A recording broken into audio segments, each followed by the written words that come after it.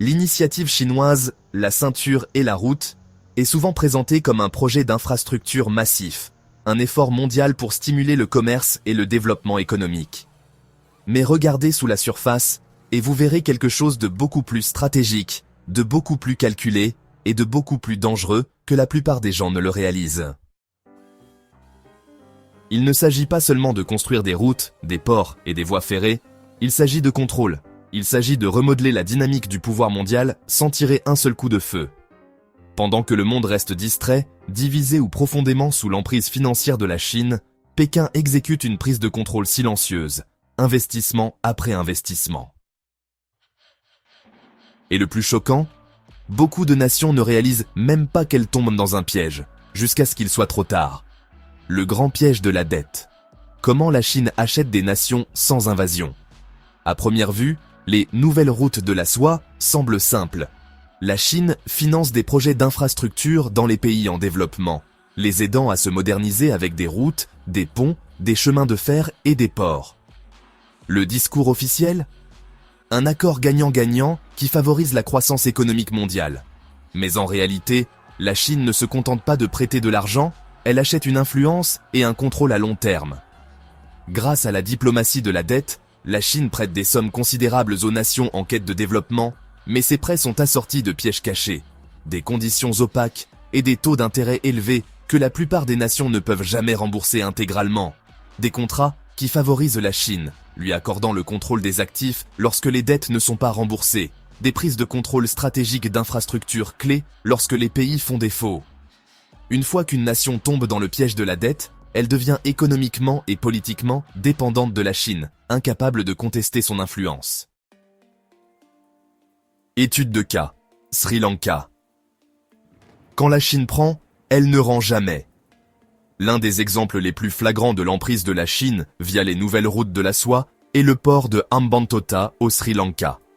Le Sri Lanka a contracté d'énormes prêts auprès de la Chine pour construire un port en eau profonde, espérant ainsi stimuler son économie.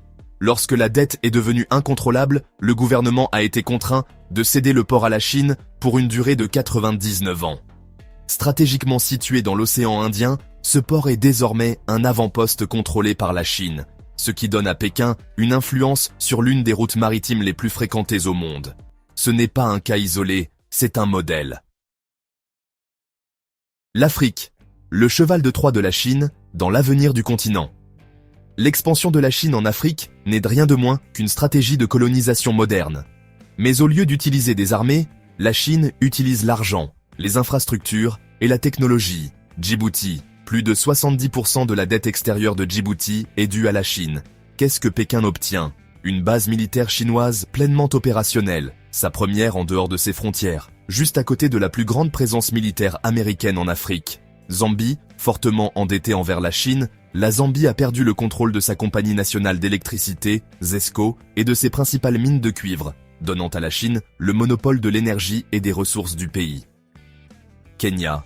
La Chine a construit la ligne de chemin de fer à écartement standard de Nairobi. Mais lorsque le Kenya a eu des difficultés à rembourser ses prêts, Pékin a pris le contrôle des recettes portuaires. Désormais, l'artère commerciale du Kenya est entre les mains de la Chine. La Chine ne se contente pas de financer l'Afrique, elle la reconstruit à son image. Et plus ces nations s'enfoncent dans l'étau financier de la Chine, plus il leur est difficile de contester Pékin sur les politiques commerciales, les droits de l'homme et les décisions diplomatiques. L'Europe n'est pas immunisée. Comment la Chine achète l'Occident? La conquête économique de la Chine ne se limite pas aux pays en développement. Même l'Europe, l'une des régions les plus riches du monde, tombe dans le piège de l'influence chinoise. La Grèce, pendant sa crise financière, la Grèce a accueilli les investissements chinois. En retour, la Chine a pris le contrôle du port du Pirée, l'un des centres névralgiques du transport maritime en Europe. Ce qui était autrefois une porte d'entrée économique grecque est maintenant un point d'ancrage stratégique chinois en Méditerranée. L'Italie a été le premier pays du G7 à rejoindre l'initiative Belt and Road, donnant à la Chine une influence sur des marchés européens essentiels. Alors que l'Italie reconsidère l'accord, le mal est déjà fait. L'Allemagne et le Royaume-Uni, des entreprises chinoises soutenues par l'État, ont infiltré des industries majeures, de l'énergie aux télécommunications, rendant plus difficile pour les nations européennes de résister à Pékin. L'approche de la Chine envers l'Europe ne repose pas sur une présence militaire, mais sur la dépendance économique. Plus les pays européens dépendent de la Chine, moins ils ont de moyens de résister à son influence. La technologie, l'arme invisible de la Chine pour la domination mondiale. La Chine ne se contente pas de construire des routes et des ports, elle pose également les fondations numériques de l'avenir. Huawei et ZTE, les géants technologiques chinois, ont construit des réseaux 5G à travers le monde, donnant à Pékin la possibilité d'une surveillance de masse, d'une cyber-influence et même du contrôle à distance des infrastructures critiques.